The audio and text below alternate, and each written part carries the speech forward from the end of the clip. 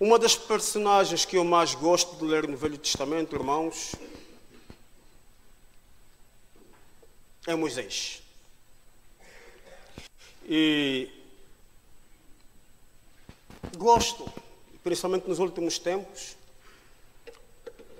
com a leitura que nós temos feito, queremos fazer da Bíblia, de Gênesis ao Apocalipse em um ano. Quando lemos sobre os feitos que este grande homem fez ao longo da libertação dos filhos de Israel do Egito, cria em mim o desejo de cada vez mais compreender um pouco mais sobre este homem. E a vida de Moisés pode ser dividida em 3 períodos, podemos assim dizer. Porque, como os irmãos sabem, Moisés foi achado no rio pela filha de Faraó, tudo porque havia um decreto em que, dado por Faraó, que todos os meninos, todas as mães hebreias que tivessem filhos homens deviam ser mortos, como uma forma de controlar a taxa de natalidade entre os hebreus. Moisés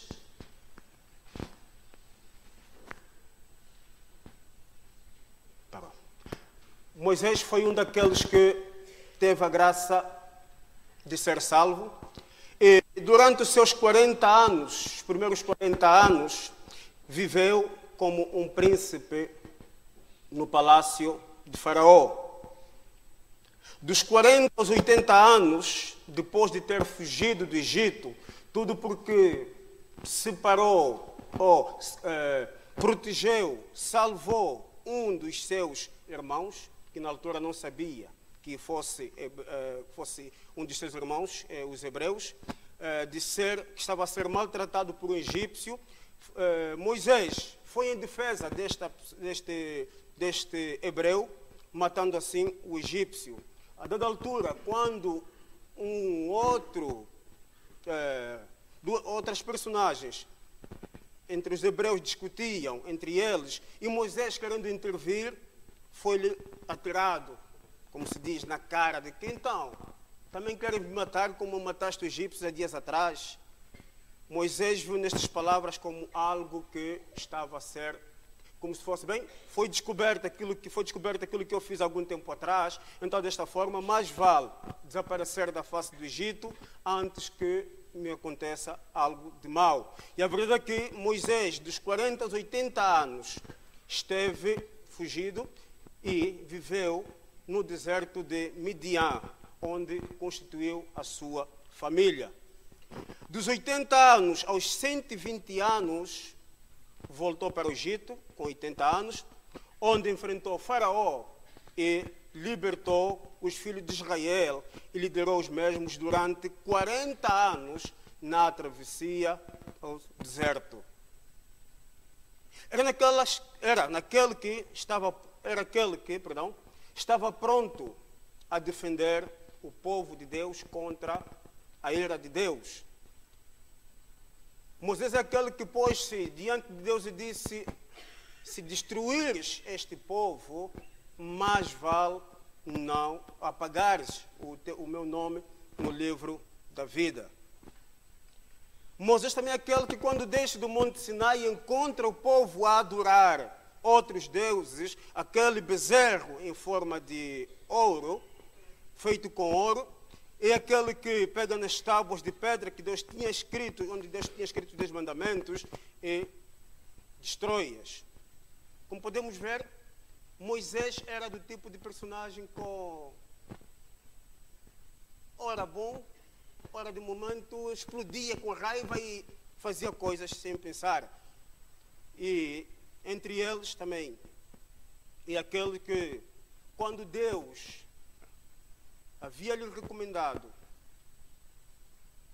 fale para a rocha para que jorre água, em mais um daqueles episódios onde os filhos de Israel puseram-se a reclamar um pouco sobre aquilo de bom que haviam deixado lá na terra do Egito, Moisés e Arão, em vez de falarem para a rocha como Deus tinha ordenado, foram aqueles que Moisés bateu 2 vezes.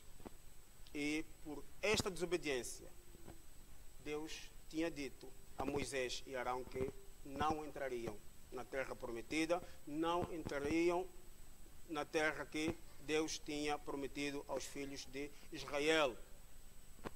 Então, é esta pessoa que Moisés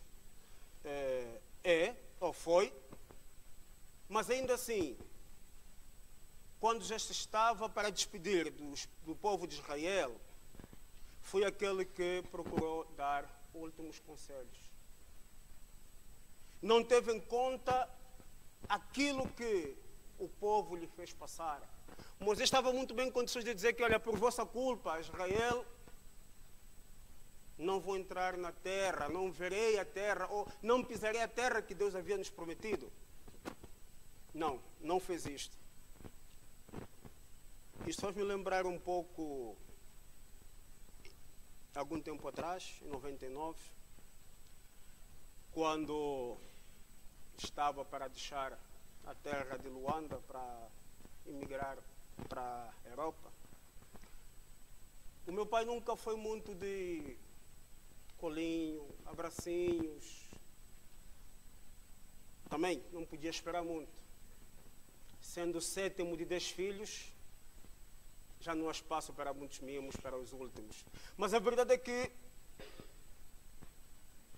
lembro-me como se fosse hoje, que quando soube que o filho estava prestes a partir, as suas palavras foram estas de que, olha filho, eu sei que estás muito atarefado a preparar a tua viagem, mas ainda assim quero 30 segundos do teu tempo para umas palavrinhas.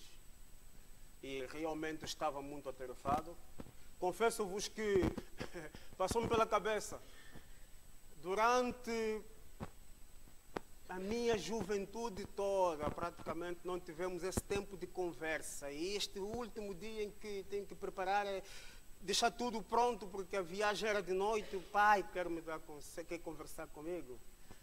Devia ter dito isto, mas não o fiz. A verdade é que tive tempo para ouvir o meu pai e as suas palavras foram mesmo muito sábias. E tenho trazido comigo até nos dias de hoje. Irmãos, isso para dizer que Moisés, no seu último momento, procurou dar conselhos ao povo, pois conhecia muito bem o temperamento daquele povo que iria deixar de vê-lo. E exatamente uma parte do longo discurso que nós encontramos no livro de Deuteronômio, onde extraímos esta passagem que lemos no livro de Deuteronômio capítulo 6, começando no versículo 4, diz-nos, Deuteronômio capítulo 6, versículos 4 a 9. Ouve Israel, o Senhor nosso Deus é o único Senhor. Amarás, pois, o Senhor teu Deus de todo o teu coração, de toda a tua alma e de toda a tua força. As palavras que hoje te ordeno estarão no teu coração. Tu as inculcarás a teus filhos e delas falarás assentado em tua casa e andando pelo caminho e ao deitar-te e ao levantar-te. Também as atarás como sinal na tua mão e te serão por frontal entre os olhos e as escreverás nos umbrais de tua casa e das tuas portas. Irmãos, quando leio estas passagens, a palavra que mais me desperta a atenção, a palavra que se destaca é exatamente esta: inculcarás. E em outras versões nós podemos encontrar o termo ensine-as com persistência. E esta mesma palavra podemos encontrá-la no livro de Deuteronômio 32, 41, e o termo aí significa outra coisa. Significa mais do que insistir com persistência, mas significa afiar. Podemos ter exemplo, a forma como os que trabalham com utensílios, os que trabalham no campo, usam foices, usam katanas, coisas de gênero, com um pouco, levando mais ou menos a uma visão daquilo que eu vivi nas terras de África, é que quando fossem para usar os seus instrumentos de trabalho, perdiam horas e horas afiando a katana, afiando a foice, afiando o instrumento, para que, quando chegasse o momento de ser usado, ela funcionasse na perfeição. E é exatamente isso que Moisés procura transmitir aos filhos de Israel. A palavra tinha de ser repetida incansavelmente aos pais. Incansavelmente. E os pais deviam não somente ensinar os mandamentos de Deus, principalmente repeti-los até que ficassem gravados em seus corações. Irmãos, nesta manhã gostaria de dirigir-me primeiramente aos pais, porque temos uma grande responsabilidade em ensinar esta mesma palavra aos nossos filhos. E a nossa missão é ensiná-los sem nos cansarmos. Quando é que este ensino deve começar? Quando é que devemos começar a falar da palavra de Deus aos nossos filhos? A verdade é que devemos começar a falar dela, ainda quando são pequeninos. Nós às vezes subestimamos um pouco a mente ou a capacidade de assimilação dos nossos filhos. Lembro-me, há 2 anos atrás, quando a minha família teve que mudar-se para a França, a verdade é que, estando eles lá instalados, 3 semanas depois, o Júnior, com os seus 5 anos, estava cá habituado todos os santos domingos, ainda que não fosse com o pai, mas a mãe levava sempre à escola dominical. Uma manhã dessas, isto é próprio do Júnior, de quando em vez vem com perguntas inesperadas, foi ter com a mãe e perguntou-lhe: mamã, Jesus ficou em Portugal? A minha esposa ficou: não, filho, Jesus não ficou em Portugal. Então por que não vamos à igreja? O menino tinha os seus 5 anos, mas a verdade é que sentia a necessidade de ouvir esta palavra. E aquilo exatamente que o provérbio nos diz no capítulo 22, versículo 6, ensina a criança o caminho que deve andar e quando for velho, não se desviará dele. É difícil ensinar, irmãos, é difícil incutir a palavra de Deus aos nossos quando nós mesmos não vivemos ou confiamos nela. Eu não tenho condições de ensinar algo que seja a alguém quando isto que eu procuro ensinar não faz qualquer sentido na minha vida. E, infelizmente, a realidade de muitas famílias cristãs nos dias de hoje é que, enquanto os pais estão se preparando para sair de casa, para ir à igreja, para cultos dominicais ou para uma atividade na igreja de manhã, é quando se cruzam com seus filhos. Os pais a saírem e os filhos a entrarem, vindos de discotecas, vindo talvez de uma noite de grandes paixões, de grandes divertimentos. E, infelizmente, algum tempo atrás, estava eu a passear pelo Facebook, quando vejo algo que me chamou a atenção. Estava uma prima a desabafar com ela mesma sobre aquilo que fazia, vivia com os pais. Eu pus-me logo a pensar, oh, coitadinho, está com saudades do pai. Mas a verdade é que percebi a mensagem que esta jovem procurava transmitir. Quando ao baixar o cursor, deparei-me com esta imagem interessante.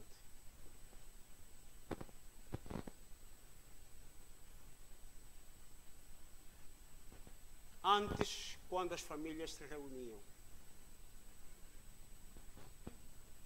Hoje, quando as famílias se reúnem. Queridos pais, a nossa responsabilidade estende-se até a sociedade que nos rodeia. A verdade é que antes os pais tinham tempo de estar em união, estarem a conversar com os seus filhos. E as novas tecnologias vieram alterar tudo isto. Podem até estar no mesmo espaço, como podem ver, mas a verdade é que estão em espaços diferentes. Porque a mãe está talvez num centro comercial virtual, o filho talvez esteja a ver um espetáculo, talvez em Londres ou nos Estados Unidos, a filha deve estar a trocar as últimas modas, não sei do que, o pai talvez esteja a acompanhar o jogo do Benfica, não sei, e o cão, até o cão, não tem tempo. Irmãos, parece engraçado, mas eu considero esta realidade muito triste. Porque vivemos num século em que o homem vive cheio de dúvidas, questiona tudo quanto está estas respostas, e quando essas respostas não satisfazem, procuram criar os seus ideais que logo passam para princípios o qual regem as suas vidas.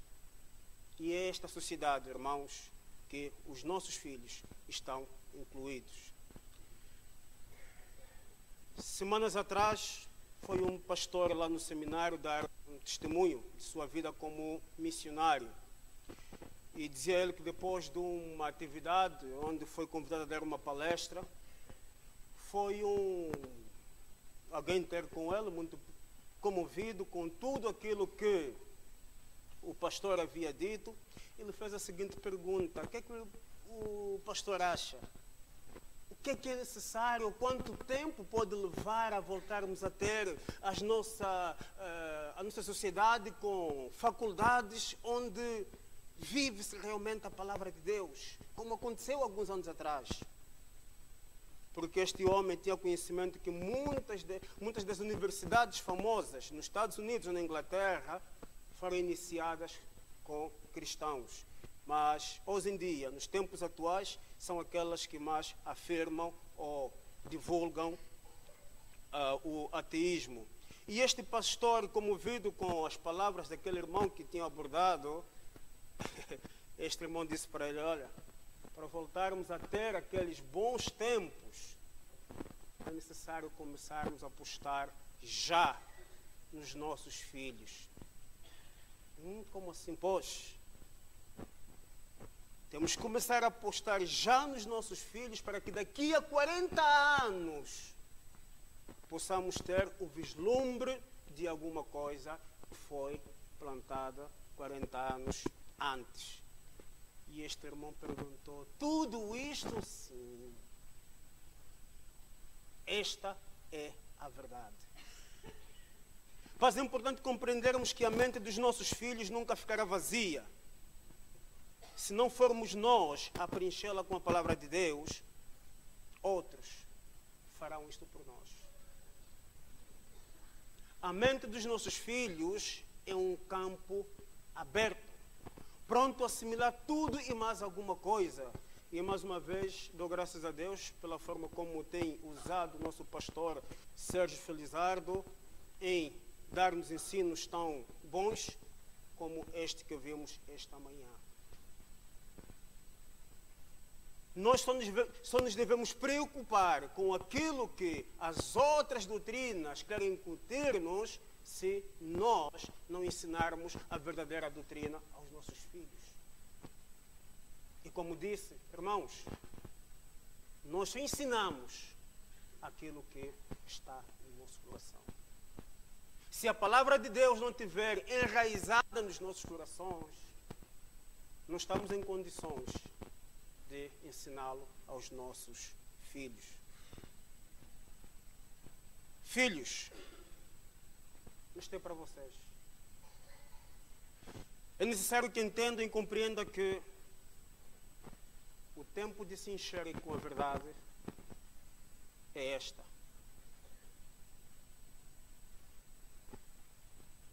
Porque são vocês o futuro desta sociedade. Infelizmente, a sociedade está tão corrompida que chama o mal por bem e bem por mal. Ainda semana passada, certo pastor, um dos meus professores, no caso, para poder exemplificar muito bem, para que os jovens consigam compreender melhor esta verdade, disse: olha, façam o seguinte exercício. Cheguem na vossa faculdade ou na escola, escolham o ponto mais alto, onde conseguem ser vistos por todos e tudo mais alguma coisa, e afirmem em alta voz e em bom tom: eu sou homem e amo a Cristo. E onde vê quantas vozes de virão para cima de vocês. Mas também podem fazer outro exercício. Subam e afirmem em bom tom que eu sou ateu e sou gay. Ou sou homossexual. Certeza absoluta que a opinião será: bem, não podemos julgar, ele é o que é, cada um é o que é, cada um sabe de si, não podemos persegui-lo porque há quem nasce assim. Irmãos, este é o mundo que nós vivemos atualmente. Jovens, este é o mundo em qual vocês estão inseridos. E ainda tentando buscar exemplos simples, dificilmente tomo a palavra sem falar um pouco do meu local de trabalho. A semana passada estava na boca do povo algo que um certo menino mimado andou a fazer e as notícias não falavam de outra coisa e mais alguma coisa e mais alguma coisa. Comecei a levar com aquele menino desde as 6 da manhã até a meia-noite. E na minha hora da pausa, enquanto almoçava, voltou a aparecer o menino. E eu, em tom de tristeza, fiz o comentário de que esta juventude de hoje. A colega que estava ao meu lado disse-me logo que sim, isto é que é juventude, isto é que é ser jovem.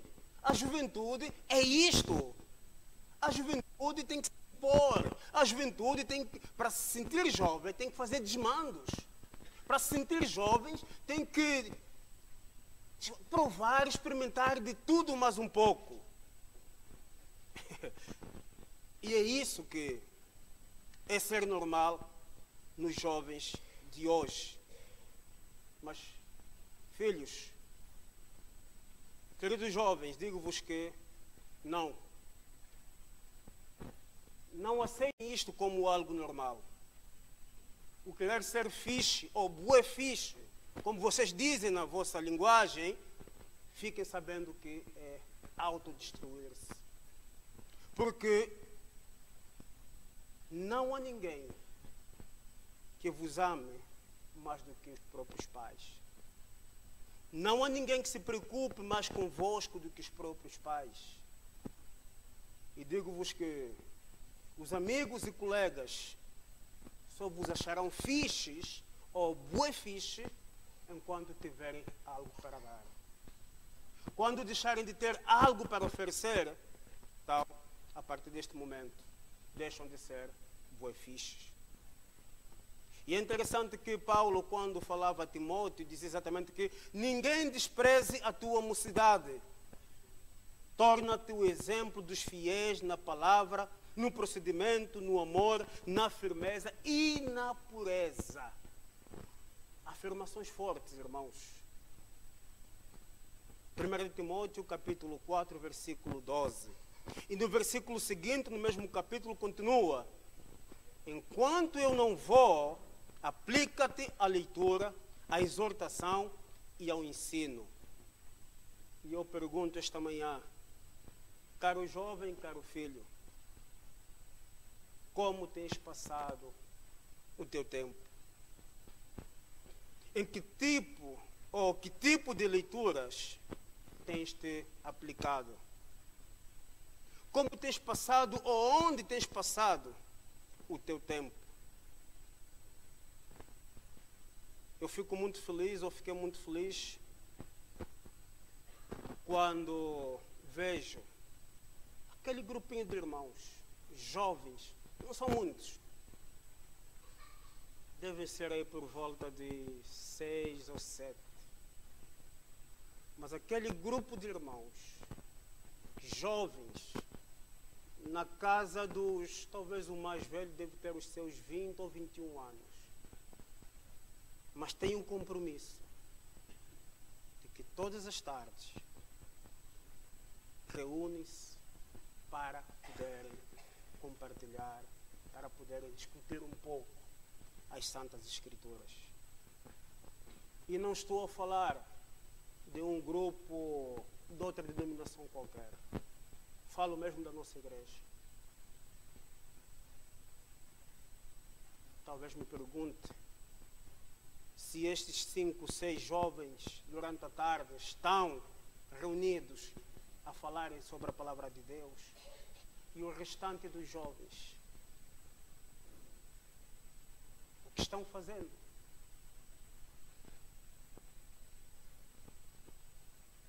Como têm gastado as vossas tardes de domingo? Estimados irmãos, uma necessidade urgente de pais e filhos passarem mais tempo juntos.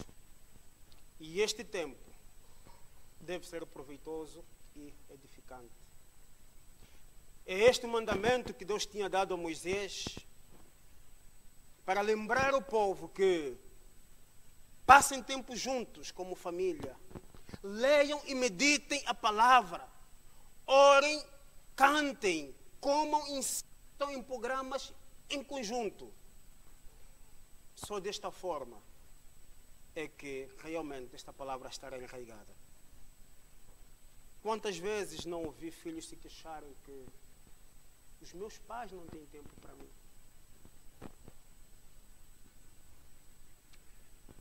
E é triste, deixa mais uma vez recorrer daquilo que eu ouço. A semana, na quinta-feira passada, quando um pastor também foi dar um testemunho sobre a importância da oração em família e tudo mais alguma coisa no nosso seminário, e dizia que durante a semana recebeu uma notícia muito chocante. Um jovem da sua igreja, na sua casa dos 25 anos, com uma vida, porventura, muito bem encaminhada, tinha se suicidado, atirando-se de um 8º andar. Mas antes de ter se suicidado, deixou uma nota onde deixava muito bem claro as razões que o levaram a tal ato. E a parte que mais chocou o pastor nesta carta foi quando disse que eu faço isto porque não tenho ninguém para contar as minhas mágoas. Não tenho ninguém com quem conversar.